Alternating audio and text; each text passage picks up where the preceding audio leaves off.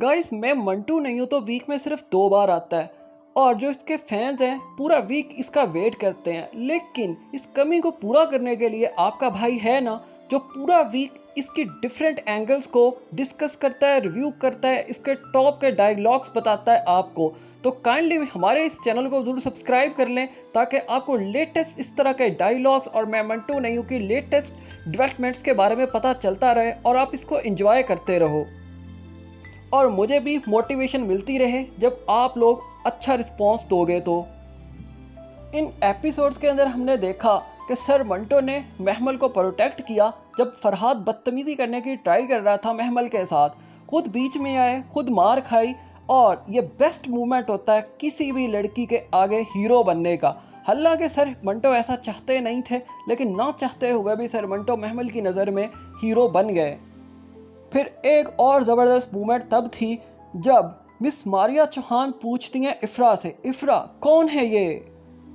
तो इफ़रा जाते जाते कहती है फरहाद, फरहाद बिनियामीन, बिनियामीन का बेटा। तो उस वक्त एक्सप्रेशन जो देखने वाले थे वो थे महमल के, क्योंकि कोई नहीं जानता था कि ये बिनियामीन कौन है या ये फरहाद कौन है। अगर कोई जानता था तो वो सिर्फ और सिर्फ महमल थी। एक और ज़बरदस्त मोमेंट तब आती है और वो सीन बहुत ज़बरदस्त और प्यारा था जब महमल बता रही होती है अपनी फुफ्फो को और ऑलमोस्ट बता चुकी होती है कि बदतमीज़ी हुई, एक लड़के ने आकर मिसबिहेव किया और फिर आगे से पूछती है कि फुफ्फो पता है वो कौन था? तो आगे से फुफ्फो कहती है फरहाद बिनियामीन, बिनियामीन का बेटा, और ख़ुद ही यानी गेस कर लेती है कि वो लड़का कौन था। फिर हुमायूं सईद का एक डायलॉग था या एक लाइन थी, आई डोंट नो बाप और अंकल में क्या फ़र्क होता है। ये भी बहुत डीप किस्म की बात थी कि ऐसे बाप को क्या करना जो एंड में दौलत तो दे जाए लेकिन ज़िंदा रहते हुए प्यार ना दे सके, मोहब्बत ना दे सके, खुशियों के मौक़ों के ऊपर मौजूद ना हो।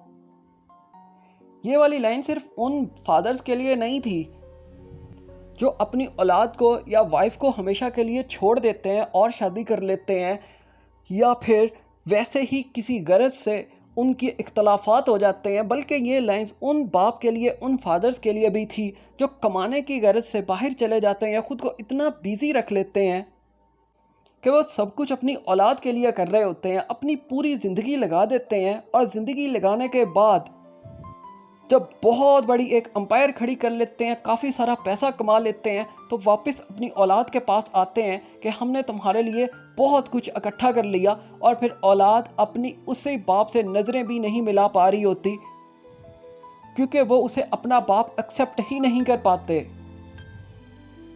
क्योंकि ना मोहब्बतें होती हैं ना चाहते होती हैं, सिर्फ एक गरज होती है और वो गरज होती है पैसा।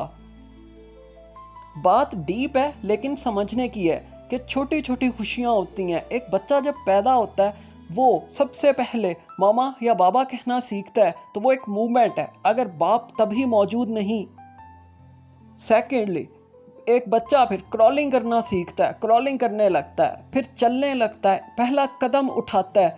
तो ये एक एक चीज़ है जो बच्चा बड़ा हो रहा होता है तो उसकी लाइफ में आती है। लेकिन वो बाप जो कमाने की गरज से बाहर चले जाते हैं और कम पर सब्र नहीं करते, तो वही औलादें कल को अपने ही बाप को नहीं पहचान रही होती।